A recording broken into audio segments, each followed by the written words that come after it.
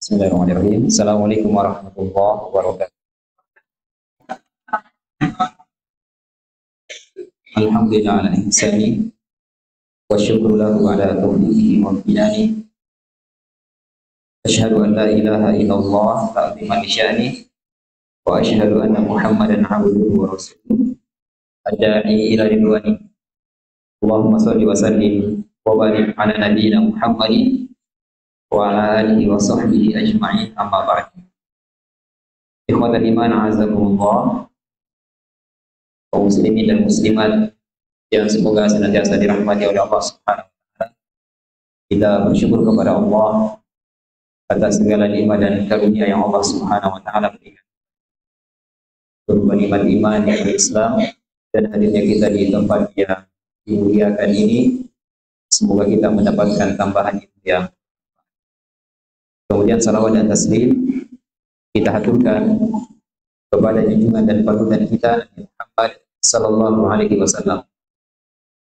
Semoga salam hormat kita tercurah kepada beliau, para sahabatnya, keluarganya, dan seluruh umatnya hingga hari kiamat nantinya. Ikhwatan iman azakumullah, kita lanjutkan pembahasan kitab Tauhid, syarh kitab Tauhid. Kita sudah sampai di menyembelih untuk selain Allah Subhanahu wa taala, dan sudah kita sebutkan beberapa dalil yang disebutkan oleh muallif. Baik, kita masuk kepada empat orang yang terlaknat. Empat orang yang atau empat golongan yang terlaknat. Empat golongan yang terlaknat. Ali bin Abi Thalib radhiyallahu taala anhu berkata, Rasulullah sallallahu alaihi wasallam bersabda kepadaku tentang empat perkara.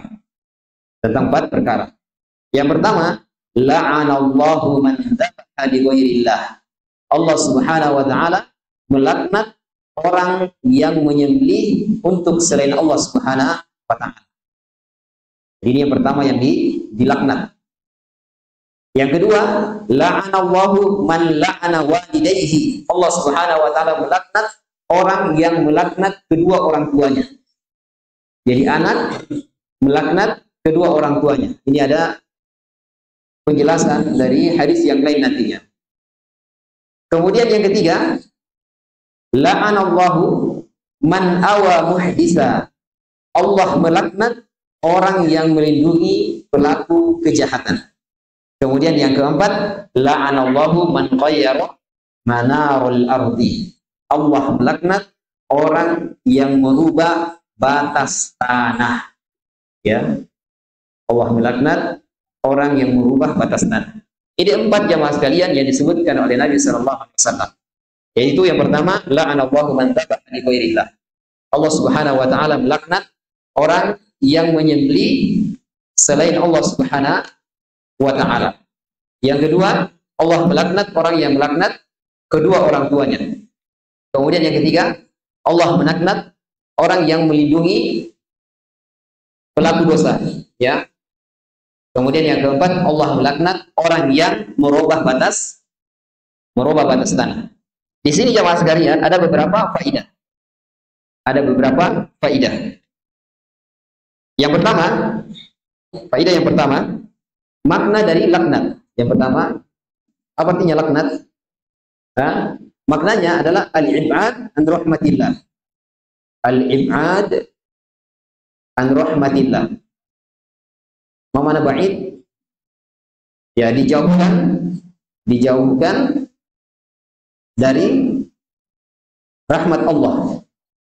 Rahmat Allah. Itu namanya dilaknat. Jadi dilaknat maksudnya adalah dijauhkan dari rahmat Allah Subhanahu wa taala. Apa artinya rahmat? Apa makna rahmat di sini? Maknanya adalah al-jannatu. Al-jannah, mana jannah? Surga. Artinya dijauhkan dari surga Allah Subhanahu wa taala. Sebagaimana dalam hadis Muslim, ya, dan hadis ini adalah hadisul qudsi. Allah mengatakan, "Anti ya jannati, anti rahmati." Jadi Allah berfirman dalam hadis qudsi, "Engkau wahai surga, engkau adalah rahmatku. Wa anti ya nar, anti ghadabi." Dan engkau wahai neraka, engkau adalah murkaku.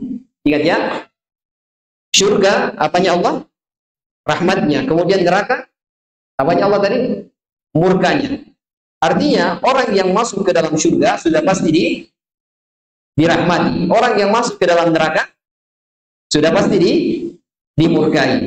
Ini kaidah jamaah sekalian. Sehingga hadis kursi ini dalam riwayat Muslim menjadi bantahan kepada orang-orang yang mengatakan tidak apa-apa saya masuk ke dalam neraka, yang penting Allah ridho. Daripada saya masuk ke dalam surga tapi Allah murka. Antum pahami baik-baik ini syubhat yang tersebar di dunia kampus luar biasa. Tidak apa-apa saya masuk ke dalam neraka, yang penting Allah ridho, daripada masuk ke dalam surga tapi Allah murka. Antum bisa pahami dari kalimat ini?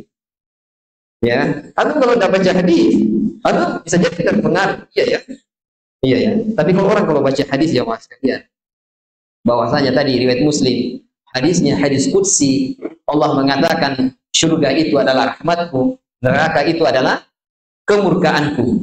Berarti yang masuk ke dalam surga pasti dirahmati oleh Allah, dan yang masuk ke dalam neraka pasti dimurkai oleh Allah Subhanahu wa taala. Itu kaidah. Ya, itu kaidah jamaah sekali. Baik. Jadi dilaknat maksudnya dijauhkan dari rahmat Allah Subhanahu wa taala. Dan rahmat sendiri artinya adalah al-jannatu, ya, artinya adalah surga, ya, artinya adalah surga. Baik, ikhwatal iman, azakumullah, kaum muslimin dan muslimat yang dimuliakan oleh Allah Subhanahu wa taala. Kemudian yang kedua, faedah yang kedua, ya, al-bada'atu min dzabhi li ghairillah. Ya, yang kedua, dimulai, jadi laknat dimulai dari menyembelih selain untuk Allah, Kenapa demikian jamaah sekalian? Dimulai dari menyembelih selain Allah Subhanahu wa taala. Kata Syekh Utsaimin rahimahullahu taala, wallahu idza dzakara al-huquq yabda'u awwalan bit-tauhid. Allah Subhanahu wa taala ketika memulai hak-hak maka dimulai dengan tauhid. Lianna haqqallahi a'zamul huquqi, karena hak Allah Subhanahu wa taala adalah seagung-agungnya hak-hak. Ya. Qala ta'ala wa'budullaha wa la tusyriku bihi syai'a wa bil walidaini ihsana. Ya, sembahlah Allah Subhanahu wa taala, jangan berbuat syirik. Ini kaidah yang sudah kita pelajari juga, yaitu kaidah an-nafyu wal isbat. An-nafyu meniadakan. Kemudian yang kedua al-isbat. Tapi di sini terbalik. Al-isbat dulu kemudian an-nafyu, yaitu wa'budullah. Berarti apa ini? Isbat atau nafyu? Sembahlah Allah. Ini penetapan atau peniadaan? Penetapan. Jadi penetapan dulu. Wala tusyriku bihi syai'a, dan jangan berbuat syirik. Berarti ini nafyu atau isbat? Jangan berbuat syirik. Ya, nafyu, ya. Jangan berbuat syirik. Wa bil walidaini ihsana, dan berbuat ihsanlah kepada kedua orang tua. Jadi kenapa yang disebut dulu jamaah sekalian adalah man dzabaha li ghairillah, yang pertama kali dilaknat adalah orang yang menyembelih selain untuk Allah Subhanahu wa taala, karena ini adalah hak Allah Subhanahu wa taala. Dan hak Allah itu jauh lebih agung dan jauh lebih besar, ya. Baik. Kemudian yang ketiga, faedah yang ketiga. Ya. Al-farqu baina la'nil muayyan wa la'ni ahli al-ma'asi. Perbedaan melaknat secara khusus dan secara umum. Ringkasannya begitu. Perbedaan melaknat secara khusus dan secara umum. Jadi perbedaan laknat umum dan khusus. Ya, atau muayyan. Muayyan itu ditentukan. Misalnya antum lihat ada orang yang minum minuman keras. Terus antum bilang Anda terlaknat. Ini namanya umum atau khusus? Ya, kamu terlaknat umum atau khusus? Ya, khusus. Ini namanya muayyan, ditentukan. Ya. Tapi ketika lewat, kemudian melihat ada orang minum khamar, kemudian kita mengatakan Allah melaknat orang yang minum minuman keras. Ini umum atau khusus? Umum. umum, ya. Dua umum, ya. Maka yang dilarang jamaah sekalian yang ini. Yang muayyan, yang ditentukan orangnya, personnya. Karena yang disebutkan dalam hadis ini semuanya secara umumnya disebutkan. Allah melaknat orang yang menyembelih untuk selain Allah Subhanahu wa taala. Allah melaknat orang yang merubah batas tanah dan seterusnya. Ya, ini secara umum yang disebutkan. Sehingga tidak boleh melaknat seseorang itu secara khusus. Ya, secara khusus. Misalnya ada orang yang makan riba. Dia bertransaksi riba. Kemudian kita mengatakan Allah melaknat kamu, ya, maka ini dilarang, haram hukumnya, ya, tidak boleh. Kata Syekh Utsaimin, ya, wa dalilu ala dzalika anna Nabi sallallahu alaihi wasallam. Jadi beliau mengatakan yang pertama yang khusus ini dilarang, yang umum tidak ada masalah. Kenapa? Lianna Nabi sallallahu alaihi wasallam menyebutkan ala sabilil umum, secara umum. Secara umum bukan secara khusus. Wa dalilu ala dzalika anna Nabiy sallallahu alaihi wasallam lamma sara yal'anu dzalika liqoulihi ta'ala, ya, lamma sara yal'anu unasan minal musyrikin min ahli jahiliyah, ya, liqoulihi Allahumma al'an fulan wa fulan wa fulan. Perhatikan. Nabi sallallahu alaihi wasallam pernah melaknat orang kafir, disebutkan namanya satu-satu. Ya Allah, laknat si ini. Wa nuhiya dzalika liqoulihi ta'ala. Ternyata ditegur oleh Allah Subhanahu wa taala. Ya, ditegur oleh Allah Subhanahu wa taala. Allah mengatakan, "Laisa laka minal amri syai' aw yatuba 'alaihim aw yu'adzibahum fa innahum zalimun." Engkau tidak punya wewenang atas perkara mereka. Ya, apakah Allah Subhanahu wa taala menerima tobatnya atau mengazabnya karena mereka itu orang yang zalim.